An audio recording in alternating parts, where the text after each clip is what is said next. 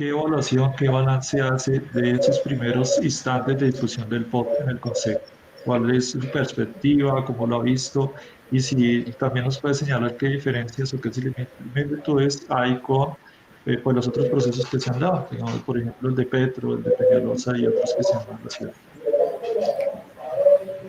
Bueno, muchas gracias a Foro Región Central. Sé que son ustedes muy juiciosos en hacerle seguimiento a un derecho que para mí constituye el alma del Estado social de derecho, y es el derecho a la participación.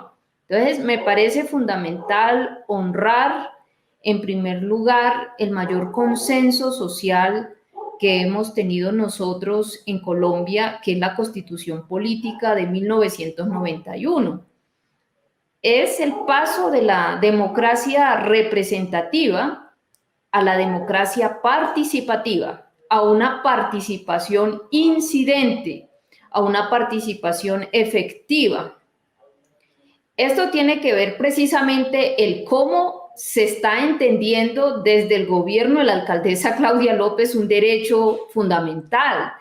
Y en ese sentido, pues yo sí quiero manifestar desde que iniciamos este periodo, creé la Comisión Accidental de Participación, y este es un reclamo constante de varios sectores, ¿no? Cómo participar de las decisiones que realmente afectan la ciudad.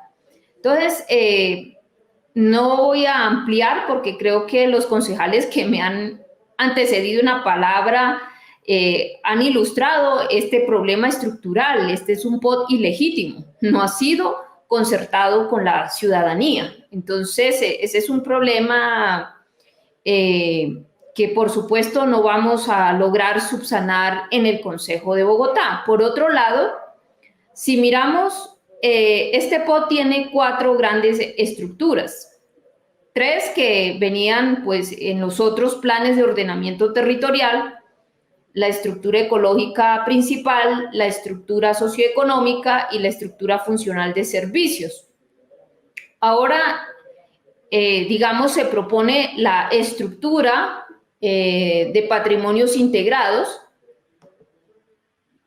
Perdón, ¿me escuchan?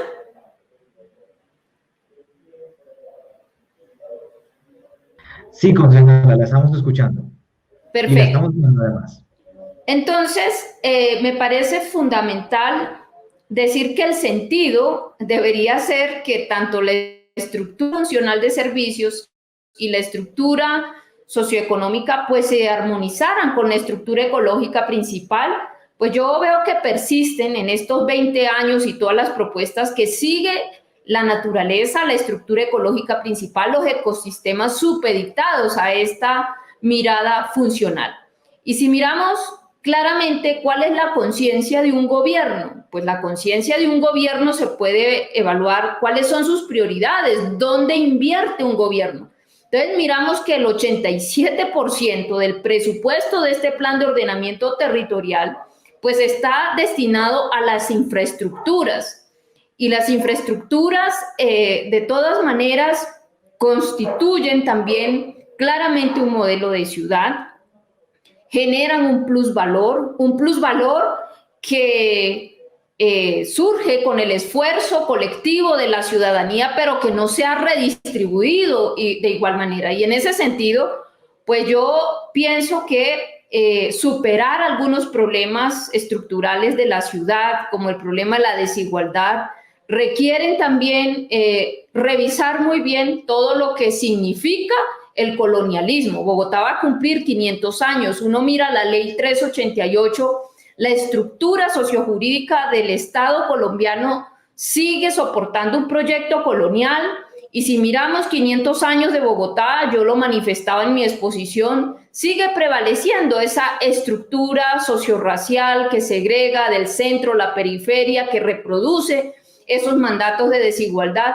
Y uno mira ley 388 y los instrumentos de planeación territorial, incluso los copiamos del modelo español, pero si miramos, pues se ha producido riqueza, pero también se ha reproducido la desigualdad.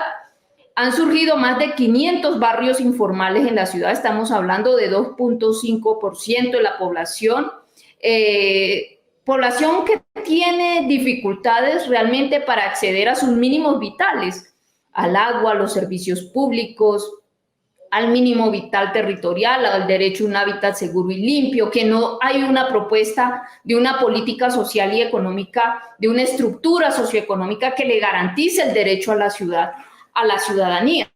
Es un problema estructural. Entonces, si miramos, pues yo siento que este es un pot sin ojos, que no puede mirar la realidad social y económica, producto además de una crisis civilizatoria. No dimensionamos la crisis multifuncional, multisistémica, y sigue en la inercia institucional y con los mismos lentes tratando de resolver un problema que es muy complejo. En ese sentido, pues me parece muy importante pues que haya una mirada también histórica, ¿no?, de lo que es la necesidad de asumir los cambios estructurales que necesita la ciudad. Si miramos en materia ambiental, tenemos que hablar de una salud, un mundo. Definitivamente la salud humana depende de la salud de los animales, depende de la salud de la naturaleza. Ese enfoque ecoepidemiológico hace falta también en una visión de ciudad más saludable, más sustentable, más justa, y por supuesto que nos permita avanzar en una agenda de paz. Creo que se queda corta esta propuesta en materia ambiental. Por supuesto, la principal determinante ambiental, que es el río Bogotá, pues es solo un pequeño artículo de este POT, pero si miramos el agua como protagonista, no solamente de Bogotá por su sistema de páramos, por el río, por los humedales y la región, pues sigue siendo marginal respecto a una mirada de región que privilegia pues los regiotram, el sistema de movilidad. Entonces creo que esa visión de una ciudad ecosistémica como un organismo vivo del cual hacemos parte, pues se queda supeditado al tema de la movilidad. Esta es casi una vocación suicida que tiene este plan de ordenamiento territorial. Concejala Tiquigua, los puntos donde hay consenso y definitivamente lo que usted no aprobará.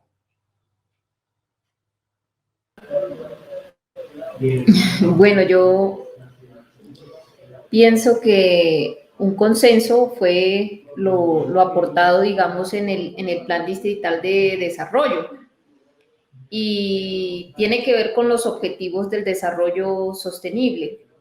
Sin embargo, desde el movimiento alternativo indígena y social y de cara a esta pandemia, pues yo quiero decir que hoy no son suficientes, y precisamente hay una crítica a todos estos modelos de desarrollo, sobre todo porque creemos que en el caso de Bogotá, la mitad de esta ciudad ha sido construida por la gente, con sus manos, sus barrios, tiene una memoria, tiene una cultura local, y en nuestra Constitución pues hay más de 6 artículos, el 7º, dedicados, digamos, a invitar al Estado como garante, defensor, protector de las culturas locales. Esta es una ciudad rural, de un origen campesino, y realmente esta nueva estructura integrada de patrimonios no nos aclara cómo entiende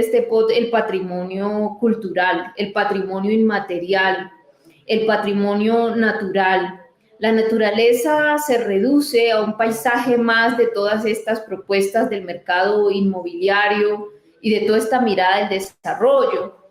Para ello tendríamos que trascender esta ética utilitarista de la naturaleza, salir de estas concepciones occidentalizantes que reducen pues a una concepción del mercado, sus relaciones con la naturaleza. Entonces, si miramos ahora en la cumbre climática, ya vimos a los líderes mundiales, mandatarios, asistir a esta cumbre y asumir compromisos que ninguno son vinculantes y sí generan preocupaciones, por ejemplo, para las comunidades locales como los pueblos indígenas, porque finalmente significa que ecosistemas muy valiosos desde el punto de vista de la biodiversidad, van a entrar al mercado internacional, los ecosistemas del agua.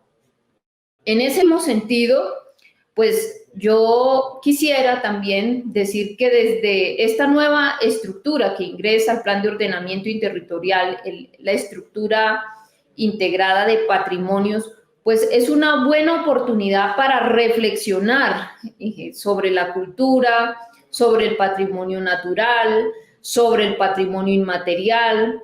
Y en ese sentido, me parece que avanzar, por supuesto, en una perspectiva que reconcilie la cultura con la naturaleza, la ciudad con la naturaleza, el hábitat con los ciclos y procesos vitales de la naturaleza. Por ejemplo, Bacatá Hidrópolis es una propuesta de cómo reconciliamos a Bogotá y su región con el ciclo natural del agua, pero reconociendo el valor intrínseco que tiene el agua, su ciclo natural, que no lo reduce a un mero servicio público o simplemente le quita todos sus atributos naturales y culturales.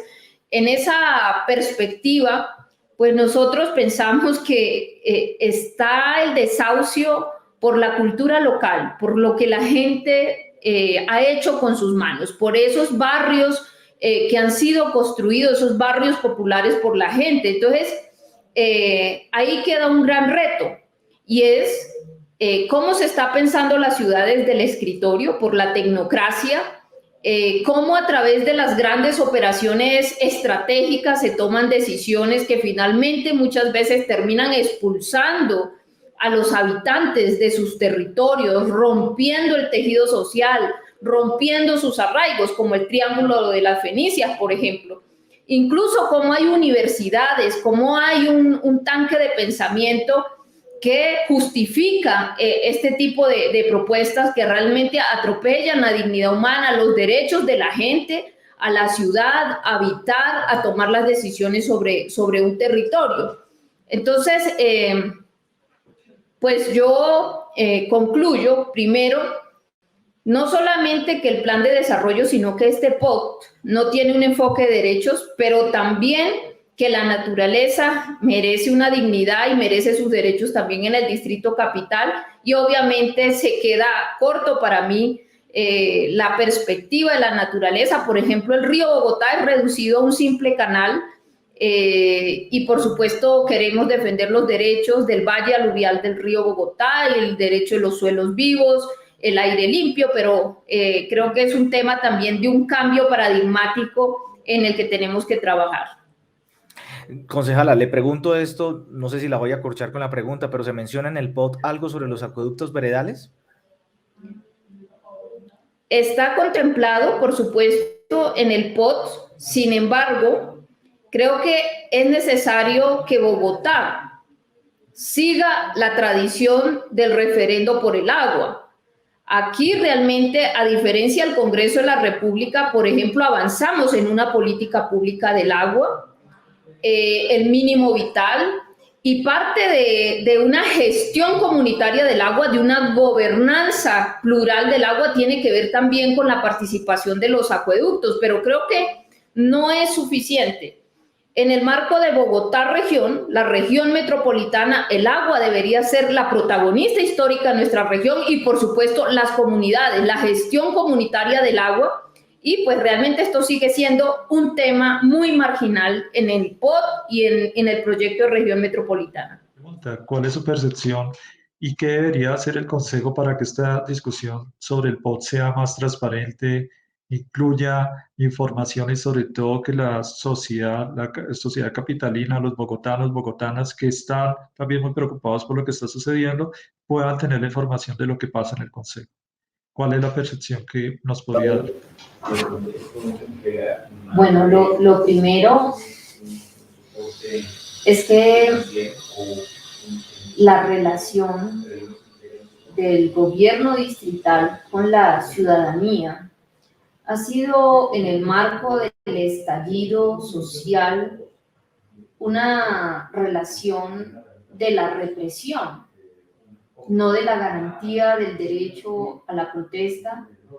Y creo que queda muy claro en el marco de este estallido social que Bogotá necesita responder a unas causas estructurales de ese estallido social y por supuesto en el corazón está la desigualdad. Esa lectura de la realidad social por la que está atravesando nuestra ciudad, 1/3 de la pobreza de este país, de familias empobrecidas, que se ha agravado con la pandemia, se han disparado la desnutrición crónica. ¿Cómo estamos entendiendo nosotros el territorio? Pues yo quiero recoger como esta mirada del territorio visto como la construcción social. No simplemente esta perspectiva, ¿no? de un área física, incluso de largo por ancho, tendríamos que hacer una reflexión sobre el espacio público. A mí me llamaba mucho la atención la primera vez que fui concejal y me adentraba a unas primeras lecturas cuando miraba el concepto de área, esta mirada cuadriculada de las divisiones político-administrativas, muy propias del Estado-nación, pero distantes también de la mirada indígena, donde vemos como una perspectiva más orgánica de la construcción cultural, de la apropiación social y cultural del territorio. Realmente tuvimos la oportunidad de ir como concejales a escuchar a Ciudad Bolívar. La gente reclama el respeto a la memoria de sus territorios. Es decir, este no es un papel en blanco sobre el cual vamos a decidir. Es de familias, de barrios, de comunidades que tienen su historia. Entonces, yo pienso que realmente desahuciar esta fuerza viva de la ciudad, que es sus gentes, sus historias, sus procesos ambientales. Aquí quienes han salido a defender el ambiente, los humedales, primero una legión de mujeres. De los 12 humedales más importantes de la ciudad, por lo menos 9 han sido defendidos por mujeres muy valientes. ¿Qué pasó con el pacto de humedales? Se ha incumplido el reclamo constante de los jóvenes en el humedal de Tibaguyes. ¿Cómo le responde la alcaldesa? Con represión. Entonces, fíjese que yo creo que aquí es necesario realmente que este POT refleje todos esos compromisos, todos esos pactos que hizo la alcaldesa, pero además que tenga el tiempo para escuchar. Creo que en este proceso de transición también, después de la pandemia, después del estallido social, la escucha activa es fundamental para construir la ciudad.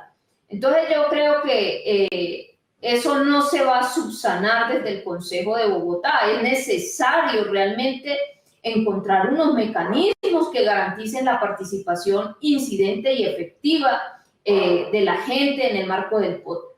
Por otro lado, la metodología que tenemos, pues cada bancada ya habrá preparado sus proposiciones para que cuando empecemos a trabajar en el articulado, a votar en la comisión de plan, pues se tengan en cuenta las propuestas.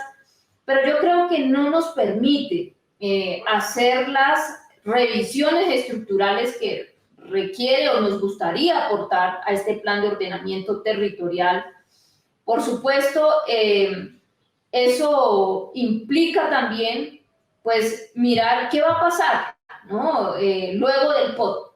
Yo creo que es muy importante que haya una veeduría ciudadana acompañando pues este debate que por supuesto en la comisión de plan es donde podremos hacer las modificaciones de fondo y por supuesto en plenaria donde solamente se pueden suprimir los artículos. Es un debate complejo, profundo, en el que estaremos atentos, pero que creo que no es suficiente. No hemos tenido, no solamente como consejo, sino como ciudadanía, el tiempo suficiente para debatir y aportar los elementos que requiere, por supuesto, el plan de ordenamiento territorial.